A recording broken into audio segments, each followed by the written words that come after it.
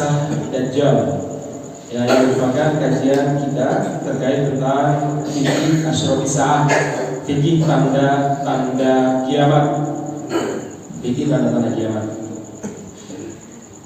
Dajjal yang akan menjadi pemimpin orang-orang Yahudi. Makanya jemaah sekalian, kenapa sekarang ada sebagian orang-orang Yahudi, bahkan mungkin hampir 40 sampai angka 50% yang tidak sepakat dengan pendirian negara Israel. Nah, dari beberapa orang Yahudi itu tidak sepakat. Kenapa demikian? Mereka ini punya keyakinan kalau dalam Taurat kata mereka, orang Yahudi diharamkan berkumpul di satu tempat. Di satu tempat, di situ mereka menyatu di situ karena itu tanda kehancuran bagi mereka. Dan mereka meyakini bolehnya kita berkumpul di satu tempat di bawah satu komando ketika ada tanda-tanda dari Tuhan, tanda-tanda Masih. Tanda-tanda mana itu? Yaitu munculnya Dajjal. Mereka itu akan menjadi bangsa pemenang dalam makna memiliki kekuatan luar biasa ketika Dajjal itu datang. Baru boleh berkumpul di bawah satu bendera, di bawah satu kepemimpinan. Jadi berkumpulnya mereka di satu tempat sebelum kedatangan Dajjal itu diyakini oleh sebagian besar di kalangan mereka sebagai pelanggaran terhadap Taurat, dan itu tanda kehancuran bagi mereka. Makanya kalau kita lihat di beberapa tempat sekarang kan banyak kan para rabi dan orang-orang Yahudi melakukan apa? Aksi protes terhadap Israel, bahkan membawa bendera Palestina. Ya. Karena salah satu faktornya ini jauh, karena mereka meyakini hal itu, ya terutama Yahudi Ortodoks ya. Mereka betul-betul nggak mau dengan Israel ya. Sekarang mereka bahkan kemana-mana membawa bendera Palestina. Walaupun ada sebagian yang mengatakan ini bagian daripada strategi Amerika Serikat yang merasa bahwa Israel sudah tidak mungkin lagi mampu bertahan lama ya, karena mereka memberikan senjata untuk menyerang Hamas, tapi digunakan untuk menyerang warga sipil. Ini mau cuci tangan Amerika Serikat ya. Yang katanya Amerika itu besar kemungkinan ke depan akan bekerja sama dengan Hamas dan gitu ya. Ya menarik sih sebenarnya kita baca beberapa analisa Timur Tengah. Karena sampai sekarang biasanya kalau kita lihat serangan-serangan brutal dilakukan oleh orang-orang Yahudi atas dukungan negara-negara Barat, itu semuanya ditujukan kepada warga sipil. Ya bukan kepada apa? Bukan kepada Hamas. Karena mereka tidak bisa membongkar Hamas ya. Hamas yang mereka anggap telah habis di daerah Jabalia saja, tapi ternyata ketika mereka mendirikan tank-tanknya di situ, meletakkan tank-tank mereka di situ karena dianggap aman, ternyata Hamas keluar dari lubang-lubang yang jaraknya 10 meter dari camp mereka yang menghancurkan mereka. Jadi mereka stres sebenarnya. Maka sebagai bentuk stresnya mereka melakukan apa? Serangan brutal. Sampai terbaru kemarin bagaimana saudara di Rafah, Anda bayangkan hancur. Kalau di daerah-daerah lain seperti Jabaliyah, Khan Yunus, Beit Hanun, kemudian di Balat termasuk Gaza, umat Islam yang diserang di sana itu ya banyak yang meninggal, tapi meninggalnya selain kena bom itu rata-rata karena runtuhan bangunan. Tapi kalau di Rafah ini memang senjata itu langsung menimpa mereka. Kenapa? Karena di Rafah hampir 80% itu adalah tenda pengungsian. Sementara daerah-daerah tadi yang disebutkan Beit Hanun, Khan Yunus, Deir Balah, kemudian Jabaliyah, Gaza, sampai beberapa daerah lainnya, itu semuanya masih ada bangunannya. Jadi kalaupun ada serangan dari musuh, ya serpihan-serpihan lah yang buat mereka terbunuh, atau mungkin runtuhan bangunan. Tapi kalau di Rafah sekarang betul-betul apa? Senjata mengenai mereka, karena mereka hanya hanya tenda yang menaungi mereka, sementara tenda itu dari kayu. Nah, masyarakat muslimin yang benar dari Allah Subhanahu wa taala, makanya ini ada kampanye internasional untuk membuat membuat pasang status ya, sudah berapa hari ini pasang status all aid on Rafah ya. Kayaknya gitu saya lihat itu betul ya. Ya itu ada statusnya. Maka sebaiknya kita lihat kampanye itu baik di Facebook, di Twitter, Instagram, itu memberikan dampak luar biasa di negara-negara Eropa khususnya. Baik. Jemaah sekalian yang benar dari Allah Subhanahu wa taala, jadi sekali lagi ini yang perlu kita pahami bersama. Apalagi kalau kita membaca hadis-hadis tentang akhir zaman, memang daerah Gaza itu menjadi daerah riba dan sebaik-baiknya riba yang dilaksanakan oleh umat Islam.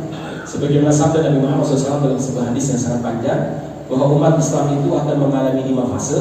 Ya, fase pertama adalah fase kenabian, di mana ini fase puncaknya, maksudnya fase keemasannya, karena di sana ada Nabi, ada berbagai macam masalah yang mereka hadapi akan dijawab oleh Rasulullah SAW lewat wahyu Allah Subhanahu wa taala. Maka ada istilah asbabun nuzul, ada istilah asbabun wurud, karena ada problem yang dihadapi oleh para sahabat langsung terjawab oleh wahyu Allah Subhanahu wa taala. Asbabun nuzul daripada ayat ini begini.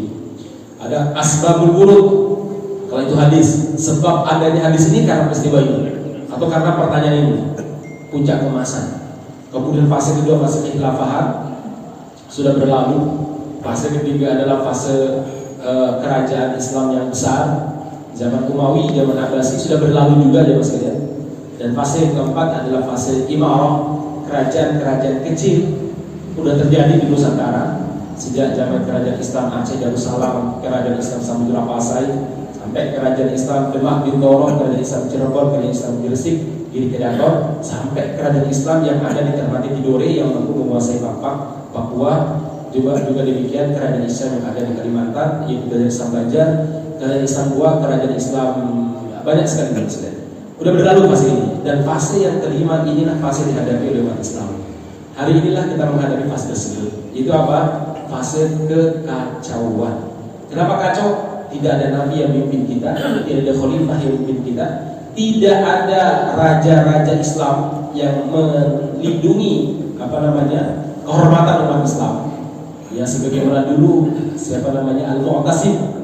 Al-Mu'tasim melindungi kehormatan seorang wanita Hashimiyah yang saat itu dilecehkan kehormatannya di kota Amuriyah. Jadi sekarang Amuriyah adanya di Syam, di Palestina. Di Suriah dulu ada sebuah kota besar yang dimiliki oleh orang Romawi selain selain Damaskus, selain daerah Konstantinopel, ada sebuah kota yang sangat mereka banggakan namanya Amuriyah. Itu kota yang sangat bagus perekonomiannya. Itu ada seorang wanita muslimah dilecehkan di situ, ditarik-tarik jilbabnya, dia pun berteriak, "Wah, Mu'tasimah, ainaan, wahai Mu'tasim, di mana kamu di saat kehormatanku sebagai seorang wanita muslimah dilecehkan?" Kalimat ini diriwayatkan dari satu desa ke kota, kota ke kota, kota ke desa, desa ke kota, terus sampai ke Al-Mu'tasim, ke Mu'tasim di Baghdad, yang pada saat itu beliau sedang duduk bersama dengan para menterinya. Ada salah seorang penyair ulung datang minta izin ingin membacakan syair di hadapan Al-Mu'tasim. Kemudian dia Al-Mu'tasim sambil memegang air ingin minum, orang tersebut mengatakan, "Wahai Mu'tasim, ya Amuriyah, ada salah seorang wanita muslimah yang dilecehkan kehormatannya," dan dia mengatakan, "Wah Mu'tasimah, wahai Mu'tasim," ya, dia meminta pertanggungjawabanmu sebagai seorang khalifah umat Islam atas kehormatannya sebagai seorang muslimah dilecehkan. Kata Mu'tasim, "Wallahi, demi Allah, lan asyrakuban, saya tidak akan minum air dari gelas ini, gelas kesayangannya, atau tidak sampai saya membebaskan wanita tersebut." Ya. Kemudian Panglima Benteng Amuriyah mengatakan kepada wanita muslimah tersebut, kalau memang Mu'tasim ada, suruh dia membawa 1000 balak. Ya, balak itu 1000 kuda putih, kuda perang. Ya. Maka aku akan menghadapinya dengan pasukan terkuat. Mu'tasim mengatakan, "Demi Allah, apa yang dia minta saya usahakan." Dikumpulkanlah 1000 kuda perang yang berwarna putih, semuanya berada di barisan terdepan, ujung depan pasukan sampai di Amuriyah, ujung belakangnya masih ada Baghdad. Anda bayangkan berapa juta dikirim oleh Al-Mu'tasim. Dikepunglah Amuriyah. Awalnya mereka minta damai, tapi Al-Mu'tasim dan tidak. Kehormatan muslimah dan kehormatan Islam kalian lecehkan, tidak damai. Terjadi serangan yang luar biasa, dan kemudian Amuriyah hancur lebur, Al-Mu'tasim memerintahkan agar membakar kota Amuriyah yang diambil sebagai ghanimah cuma satu, yaitu gerbang Amuriyah, gerbang bentengnya yang sangat kuat, terbuat dari besi terbaik. Beliau minta dibawa ke Baghdad menjadi salah satu gerbang istana beliau. Ya, gara-gara apa? Gara-gara seorang wanita muslimah dilecehkan kehormatannya. Itu kalau tak kalah ada kenabian, ada kekhilafahan, dan ada kemulukan. Pada zaman Nabi, jelas sekalian, wanita muslimah dihormati dan dihargai. Bahkan kita kenal sebuah perang namanya perang Bani Qainuqa. Kalau Anda masih ingat, perang Bani Qainuqa, perang melawan orang-orang Yahudi di pasar Bani Qainuqa. Gara-gara apa? Ada salah seorang wanita muslimah pergi belanja di pasar Bani Qainuqa, kemudian ada Yahudi nakal. Ya, jilbab wanita muslimah ketika dia duduk saat tawar-menawar jual beli itu dia ikat dengan sebuah batu atau sebuah apa gitu ya. Jilbab orang zaman dulu kan jilbabnya kayak sekarang kayak macam pasmin gitu ya, pasmina ya diukur-ukur begitu ya. Ya, kalau Anda mungkin pernah umroh atau pernah haji, biasanya yang masih pakai itu orang Sudan ya, orang Sudan sana, orang Maroko itu masih pakai kayak gitu. Itu begitu dia berdiri, ketariklah jilbabnya sehingga tersingkaplah auratnya. Dia berteriak, maka di situ ada pemuda Muslim. Dia memukul si Yahudi nakal ini. Si Yahudi ini berteriak sehingga orang-orang Yahudi di pasar Bani Qainuqa, puluhan mereka menyiksa pemuda ini sampai dia gugur sebagai syuhada. Kejadian itu didengar oleh Nabi Muhammad SAW. Maka Nabi Muhammad memerintahkan kaum muslim mengepung orang-orang Qainuqa. Kemudian Nabi Muhammad menyuruh mereka keluar dari kota Madinah karena mereka telah melanggar kesepakatan dan telah melecehkan kehormatan wanita muslimah, dan meminta kepada mereka yang terlibat dalam pembunuhan satu pemuda muslim tadi untuk diserahkan kepada Nabi, kemudian mereka dihukum qisas semuanya. Ya, ini kehormatan seorang muslim. Ini kehormatan seorang muslimah ketika ada nubuah kenabian. Ketika ada kekhilafahan pada zaman khilafah Abu Bakar, Umar, Utsman, berbanyak ceritanya. Ketika ada muluk tadi, Mu'tasim, atau ketika ada apa namanya imarah, kerajaan-kerajaan kecil. Ketika ada kerajaan-kerajaan kecil yang masih rahmah, masih ada apa namanya, masih ada upaya penegakan syariat, umat Islam juga masih terhormat ya mas. Coba kita lihat dulu Samudra Pasai diserang oleh Portugis. Apakah orang-orang Jawa diam walaupun berbeda kerajaan? Tidak. Ya. Sultan apa namanya Raden Fatah memerintahkan kepada anak mantunya Adipati Yunus adalah anak kandungnya ya, itu untuk memberangkatkan pasukan dan meminta supaya mengumpulkan pasukan-pasukan dari Jepara atau Kalijamat, kemudian dari Johor Malaysia, kemudian dari Cirebon, dari Banten sampai nanti di Palembang, itu mereka menyerang, mengumpul dan melakukan serangan terhadap Portugis yang melecehkan kehormatan umat Islam di Samudra Pasai. Itu jelas ada imam. Jadi fase 1, 2, 3, 4 ini kehormatan umat Islam masih terjaga. Karena ada institusi yang memiliki kekuatan militer maupun politik yang menjaga kehormatan umat Islam dan nyawa mereka. Fase 5, gak ada siapa-apa, gak ada kenabian, gak ada kekhilafahan, tidak ada kemulukan dan tidak ada keimarahan, gak ada yang bisa. Yatakadamuna alaih, fase-fase kacau kata Nabi, di mana semua bangsa yatakadam itu apa? Meroyok kalian, takaduman huri bahasanya. Apa takaduman huri? Seperti keledai-keledai yang kelaparan mengeroyok makanan. Anda cari aja di YouTube, keledai kelaparan dari makanan. Oh itu keroyok mereka tuh. Mereka akan saling gigit kiri kanannya untuk merebutkan makanan tersebut. Begitulah jemaah sekalian, bangsa-bangsa kafir mengeroyok umat Islam. Karena udah gak ada lagi 1, 2, 3, 4 itu gak ada. Kacau umat Islam. Kacau dalam makna dilecehkan kehormatannya, gak ada yang membelanya. Bahkan yang lucunya malah saudaranya itu membela musuhnya. Malah menyalah-nyalahkan para pejuang, malah menyalah-nyalahkan mereka yang mencoba untuk bertahan di Palestina. Kenapa gak keluar saja dari Palestina? Ya, malah kalau konsep berpikir seperti ini ada pada kaum muslimin dulu ketika penjajah Belanda menjajah Indonesia. Mungkin tidak ada namanya kemerdekaan. Gak ada ceritanya kemerdekaan, gak ada. Keluar aja dari Indonesia ya. Baik masyarakat muslim, pada kondisi seperti ini Rasulullah SAW hanya memberikan satu solusi bagi kita. Gak ada solusi lain. Solusi cuma satu. Apa solusinya? Fa'alaikum bil jihad. Hendaklah kalian berjihad kata Rasul. Jihad dengan apa ya Rasulullah? Bi amwalikum wa anfusikum wa asnanikum. Dengan harta kalian, dengan jiwa raga kalian. Kalau harta kita bisa. Kita dari Indonesia jauh, ya sepuh-sepuh juga bisa. Kalau anfus ini sangat susah. Karena berangkat ke sana yang susah. Kalaupun bisa masuk, ya Anda mungkin mau pulang ke Indonesia, nanti akan berhadapan dengan Densus 88 atau BNPT misalnya. Susah ya. Anda akan itu teroris. Hari ini membela saudara muslim teroris. Kan banyak teman-teman kita pulang dari Suriah, adik-adik ya, sampai sini akhirnya ketangkap dan dituduh terorisme semacam. Karena berjihad membela muslim Palestina, apa Suriah. Sekarang sama, mau ke sana ya berat risikonya. Yang sangat memungkinkan bagi kita adalah jihad apa pasal 5 ini? Jihad harta, atau yang ketiga wa alsinatikum, jihad dengan lisan kalian. Ini jihad lisan, ini jihad lisan. Ya, aksi kemarin tanggal 2 berapa? 6 ya?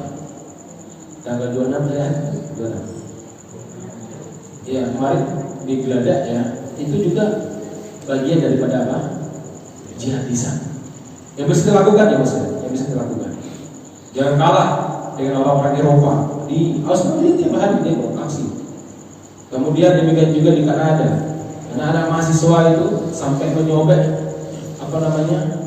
ijazah mereka karena bagian protes terhadap kebijakan pemerintah mereka yang mendukung aksi Israel.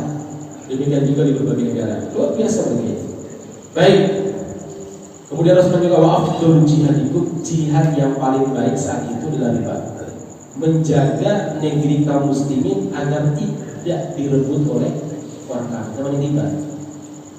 Berjaga-jaga, jangan sampai. Karena nggak mungkin berpuasa sebagaimana pada zaman khulafa, zamannya tadi kerajaan Indonesia, nggak mungkin berpuasa wilayah. Yang bisa dilakukan adalah menjaga negeri kaum muslimin, jangan sampai diambil alih oleh orang kafir. Itu namanya riba. Wa afdhalu ribatikum, dan sebaik-baik riba yang kalian lakukan kata Rasulullah yaitu di Asqalan, di sebuah daerah namanya apa? Asqalan. Ada salah seorang ulama hadis namanya Ibnu Hajar Al-Asqalani. Kemudian Imam Syafi'i Al-Asqalani. Mana Asqalan? Gaza.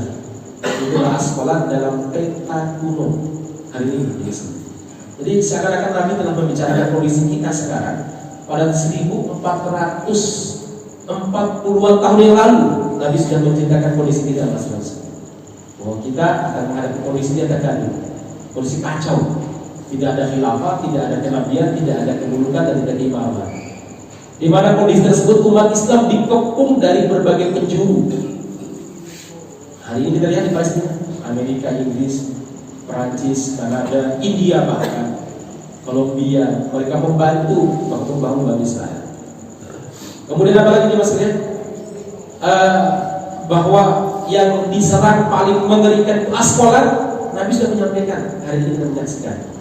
Jadi kita sekarang dihadapkan pada sebuah pilihan. Mau nggak kita berjihad sebagai sebuah solusi yang disampaikan oleh Nabi Muhammad SAW, dan jihad yang sangat memungkinkan cuma 1 dan 3 tadi, amwal dan alsinah, harta dengan dan lisan.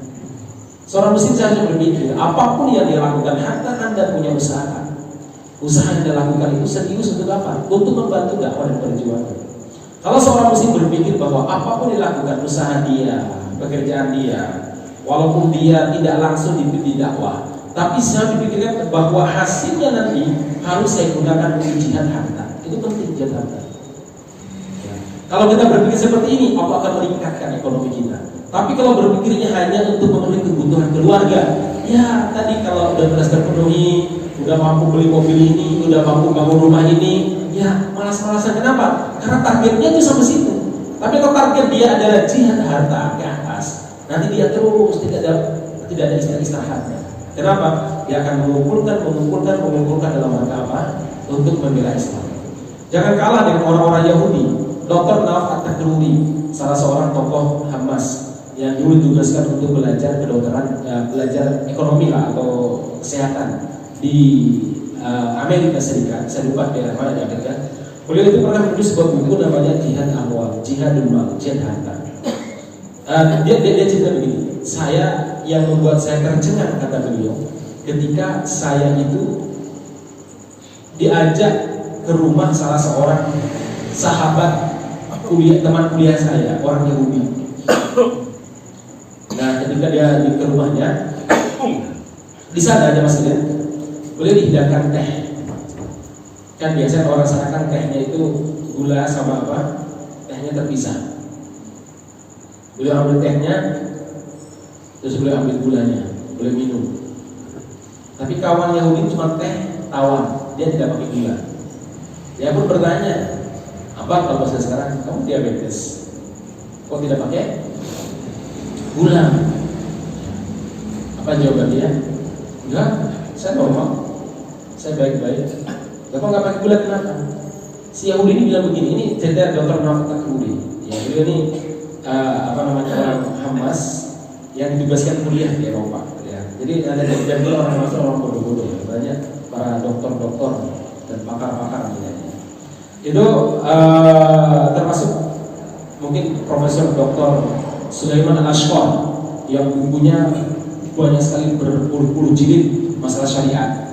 Ya, itu beliau ada tokoh Hamas, pendiri Hamas misalnya.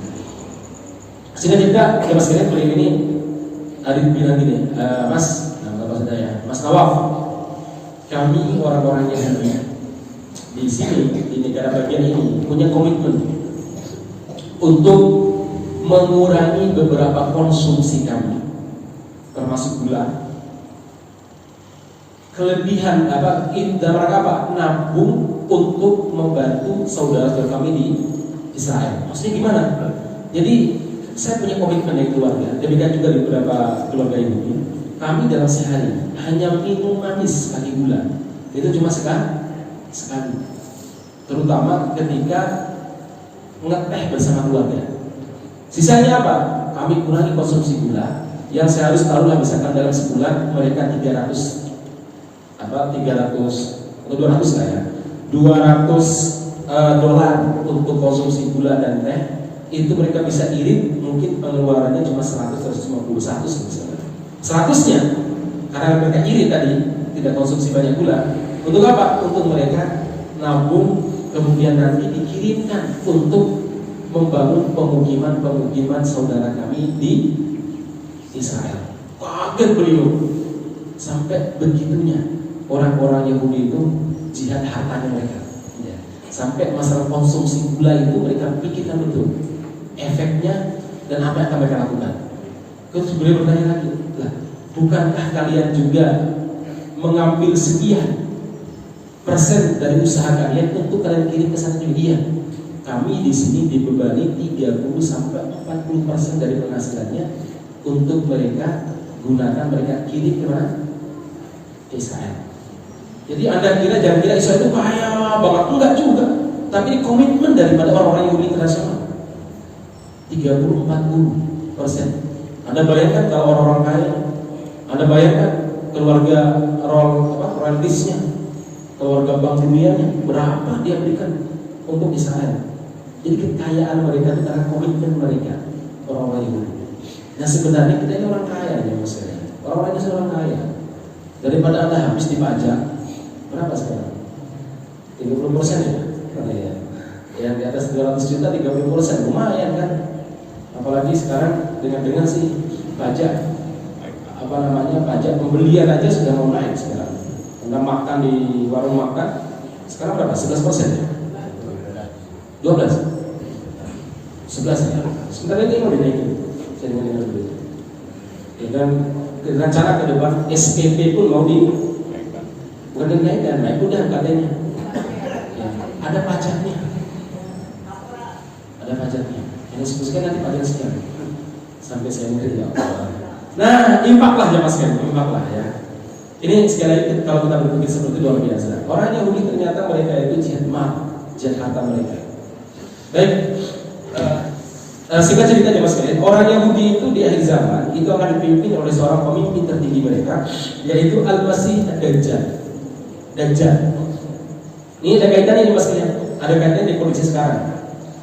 Karena Rasulullah SAW menyebutkan bahwa perang akhir zaman itu dan berbagai macam peristiwa yang mengiringinya itu, puncak dan sentralnya itu pasti di Syam, tidak keluar dari Syam. Al-Mahdi memang lahir di Madinah, lahir di Madinah, dibaiat di kota Makkah, tapi akan bermarkas di Syam. Al-Mahdi. Dajjal nggak tahu lahir di mana. Rasul nggak menyebutkan lahir di mana, karena Dajjal bisa jadi sudah lahir. Cuma dia itu dikerahkan di sebuah pulau, sebagaimana cerita Tamim Ad-Dari kita jelaskan nanti. Tamim Ad-Dari, beliau ini dulu Nasrani. Beliau pernah bercerita bahwa suatu waktu beliau bersama dengan tokoh-tokoh Kristen naik kapalnya kemudian karam. Mereka terdampar di sebuah pulau dan berjumpa dengan seekor binatang yang rambutnya, bulunya sangat lebat sehingga nggak diketahui mana belakang mana depan. Tiba-tiba binatang ini memperkenalkan dirinya, "Ana jassas, saya jassas. Sesungguhnya kalian telah ditunggu oleh seseorang di sini. Siapakah orang tersebut? Masuklah ke dalam hutan." Mereka menemukan seorang laki-laki yang besar badannya, ya kemudian buta sebelahnya, besar badannya, kemudian dia dikerangkan dengan rantai-rantai besi yang sangat besar, dan dia bertanya tentang hal-hal yang aneh. Apakah telah muncul seorang nabi yang ummi yang berasal dari kota Makkah dan akan tiba di sebuah daerah yang subur, Thayyibah itu nama Madinah? Iya, telah muncul. Apakah Danau Tiberias masih banyak airnya? Masih, sebentar lagi akan habis ketika. Apakah dia menyebutkan beberapa ciri-ciri kiamat ya? Dan sebentar lagi dia akan muncul. Nah, maka sebagai para ulama mengatakan Dajjal itu sudah lahir, ya. Cuma dia sekarang dikerahkan. Berapa umurnya? Ya, umurnya berapa gitu. Ya namanya Allah Subhanahu wa taala memberi kekuasaan yang luar biasa kepada siapa? Kepada sebagian manusia makhluk. Sebagaimana tadi siapa? Dajjal. Nah, kalau Dajjal sudah lahirnya kapan? Ya. Yang katanya dia akan membawa 70.000 Yahudi dari Asfahan. Asfahan itu mana? Iran. Hari ini Iran, kota Asfahan atau Isfahan, termasuk kota yang paling banyak sinagog Yahudinya dibandingkan daerah-daerah lain. Jadi ada komitmen Iran untuk menjaga orang-orang Yahudi di Asfahan, sebagaimana Israel punya komitmen untuk menjaga sebagian orang-orang Syiah yang tinggal di Israel. Nah, perang antara mereka bagaimana? Ya, perang antara mereka itu ya perang kepentingan. Nah, bisa damai, bisa perang.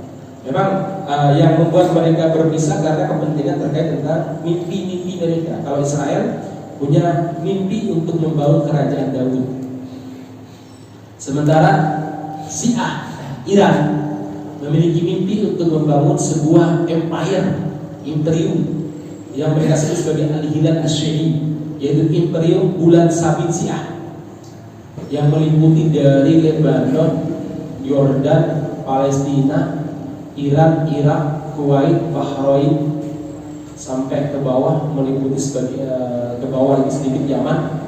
Itu wilayah yang akan dan dimimpikan oleh mereka untuk dikuasai, karena mereka ingin mengembalikan imperium Persia yang dulu pernah berkuasa sebelum diruntuhkan pada zamannya Khalifah Umar.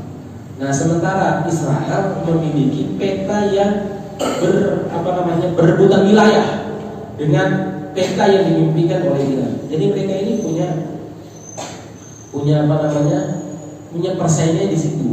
Jadi kalau sekarang Israel bantu Palestina, ya bantunya itu beda tujuan. Sebagaimana dulu Amerika Serikat itu membantu para pejuang di mana? Afghanistan. Untuk apa? Ada tujuannya. Jadi bukan untuk menginginkan supaya syariat Islam tegak, tidak, tapi untuk menghalangi rival utamanya, yaitu Uni Soviet yang pada akhirnya hancur lebur, USSR yang menang USA ya. Baik, semuanya punya kepentingan ya Mas. Bahwa Iran berbagi, iya. Ya wajar lah kalau orang Palestina mengucapkan terima kasih. dan sebagian berbelasungkawa atas kematiannya siapa? Ibrahim Ar-Raisi. Tetapi jemaah sekalian, di Suriah justru kawan-kawan kita di Suriah mereka melakukan pesta atas kematian Ibrahim Ar-Raisi. Ya, di Idlib itu sampai bagi-bagi makanan atas kematian presiden Iran. Kenapa? Dialah yang bertanggung jawab, demikian juga Iran pada umumnya bertanggung jawab, khususnya para tokoh sebagai Ibrahim Ar-Raisi bertanggung jawab untuk apa? Atas pembantaian 2 juta lebih umat Islam di Suriah yang kemudian jutaan lainnya diusir dari Suriah. Itu Iran, ya Mas. Nah, di sekalian, karena Isfahan atau Asbahan hari ini termasuk daerah yang sangat subur Yahudinya, Rasulullah pernah bersabda kalau di hari kiamat nanti Dajjal akan bertempur melawan Al-Mahdi membawa 70.000 pasukan dari pasukan Yahudi dari Isfahan, Al-Asbahan. Senjata mereka tajam. Nah, baik, tadi kemarin Mas sampaikan, kalau Dajjal itu telah ada, lahirnya kapan Dajjal itu? Nah, sebagian para ulama bersumpah Dajjal itu adalah ada mengatakan lahirnya dari sejak zaman Nabi Musa, yaitu Samiri. Ada yang mengkaitkan Samiri dengan Dajjal. Samiri yang membuat patung sapi itu. Karena nggak kita tahu dia matinya kapan. Nah, ada juga yang mengatakan bahwa Dajjal itu lahirnya pada zaman Nabi Muhammad SAW. Tapi saat itu belum menjadi makhluk yang menyatakan diri sebagai Tuhan. Siapa dia? Ibnu Soyyad. Dulu ada salah seorang Yahudi namanya Abdullah Ibnu Soyyad. Namanya Abdullah ya. Abdullah Ibnu Soyyad. Dia orang Yahudi yang ciri-cirinya persis sebagai disebutkan oleh Nabi sebagai Dajjal. Saya baca beberapa hadis. Disebutkan dalam hadis sama sekalian, Dajjal itu lahir dari keluarga satu, bapaknya Dajjal itu orangnya tinggi, kurus, tinggi, hidungnya mancung, bengkok seperti paruh burung. Soal di sini aman ya, nggak ada. Jangan terlalu kaget ya, jangan terlalu tegang ya, nggak ada di sini. Kemudian ibunya wanita Yahudi yang gemuk, kemudian payudarinya besar kata Rasulullah, dan mereka ini sekian tahun tidak memiliki keturunan, kemudian dia hamil dan hamilnya lebih dari umur wanita dari janin biasa. Kalau janin biasa 9 bulan, ya paling pol. Kalau ini disebutkan sebagai riwayat menyebutkan 2 tahun. Ada yang mengatakan riwayatnya 12 bulan. Jangan heran Imam Syafi'i aja 12 bulan ya di perut ibunya. Saya nggak tahu nih, tanyakan Dr. Okcin ini logikanya gimana. Nah, baik teman sekalian, ini ciri-ciri siapa namanya ciri-ciri Dajjal disebutkan. Riwayatnya disebutkan terpejam matanya, tidur matanya, wala yanamu aina, matanya tertidur, wala yanamu qalbu, tapi hatinya tidak tidur, dia mendengar. Ini mirip dengan para nabi. Jadi Dajjal ini diberi kelebihan oleh Allah Subhanahu wa taala, mirip dengan para nabi. Para nabi itu matanya terpejam tidur, tapi hati mereka terjaga. Itu nabi, sehingga mereka kalau bangun itu jarang ambil wudhu, karena memang nggak tidur. Kalau kita ini mata yang tidur, hati yang tidur, ya kan? Bahkan sebelum mata tidur, kadang hati udah tidur, jadi kelihatan melek saat pengajian, tapi nggak tahu pikiran kemana-mana. Kelihatan loh, melek itu ya. Baik, mas kalian. Itu Dajjal. Kemudian disebutkan Dajjal bisa membesarkan dan mengecilkan badannya. Dia besar badannya, sebesar-besar, dan bisa mengecilkan badannya, sebagaimana manusia biasa. Ya. Kemudian rambutnya keriting, ikal ya. Kemudian pendek badannya, aslinya keriting, tapi dia bisa besar. Nah, ciri-ciri disebutkan oleh Nabi ini, ciri-ciri disebutkan oleh Nabi ini hampir 100% ada pada Ibnu Soyyad. Maka para sahabat pada saat itu bersumpah seperti Abu Dzar radhiyallahu anhu, beliau berkata, la an ahlafa asyra marrat mirarin anna ibnu Sayyid wa dajjal ahabbu ilayya min an ahlafa marratan wahidatan annahu laysa dajjal. Demi Allah, saya bersumpah 10 kali bahwa Dajjal, bahwa Ibnu Sayyid, wallahi 10 kali bahwa Ibnu Sayyid adalah Dajjal jauh lebih aku sukai dan bisa aku bertanggungjawabkan daripada aku bersumpah sekali bahwa Ibnu Sayyid itu bukan Dajjal. Artinya boleh lebih cenderung dan lebih siap bertanggung jawab bahwa Ibnu Sayyid adalah Dajjal. Sebagaimana Umar bin Khattab radhiyallahu anhu bersumpah ya bahwa Ibnu Sayyid adalah Dajjal. Sumpah para sahabat. Tapi uniknya Nabi Muhammad SAW tidak membenarkan dan tidak mendustakan. Dibiarkan para sahabat bersumpah. Nabi gak mengatakan enggak begitu ya. Atau oh iya benar, enggak. Nabi hanya mendiamkan dan dalam arti cuma memberikan ciri-ciri. Ada faedah yang demikian sebenarnya. Makanya tadi ya, ada yang mengatakan seperti Musa itu Dajjal. Tapi kok hidup di Madinah? Ya, ada yang di Madinah. Ada yang mengatakan ya dia tidak bisa masuk Madinah tak kala dia itu sudah bereinkarnasi menjadi Dajjal asli. Jadi kalau Dajjal tahap awal sebagai seorang manusia biasa, anak laki-laki lahir dari 2 orang tua, itu belum diharamkan masuk Madinah. Lagi pula dia menyatakan dirinya muslim. Ibnu Sayyid kemudian hari menyatakan diri muslim. Tapi para sahabat gak pernah melepaskan kecurigaan bahwa dia Dajjal, walaupun dia muslim. Pernah ikut perang Tabuk sih masalah. Pernah ikut perang Tabuk itu yang para sahabat selalu memperhatikan tingkah lakunya. Ibnu Sayyid mengiratkan, tiba-tiba hilang, entah kemana, tiba-tiba muncul. Jadi hilang dalam perjalanan, nggak ada di tempat istirahat. Para sahabat melakukan istirahat tempat berikutnya nggak ada Ibnu Sayyid. Istirahat berikutnya itu sudah ada. Maka umat saya bersumpah demi Allah, kamu berdajjal. Apa aja Ibnu Sayyid? Bagaimana kamu bersumpah bahwa aku ini muslim? Aku tinggal di Madinah. Iya, bahasa dia. Saya muslim sedang di Madinah. Ya. Tapi Umar sampai wafat gak pernah mencabut sumpahnya. Demikian juga Abu Dzar. Nah sekarang kita baca hadis. Bagaimana Ibnu Sayyid pada zaman Nabi Muhammad SAW? Satu hadis saja ya. Maksudnya hadis Ibnu Sayyid untuk hari ini satu hadis saja. Warada an Abi Dzar radhiyallahu anhu annahu qala la an ahlafa 10 ghairin anna Ibnu Sayyid wa Dajjal habbu ilayya min an ahlafa marratan wahidatan laysa bil sampaikan. Abu Dzar radhiyallahu anhu berkata, saya bersumpah 10 kali bahwa Ibnu Sayyid adalah Dajjal jauh lebih aku cintai dan sukai daripada aku bersumpah sekali bahwa dia bukan Dajjal.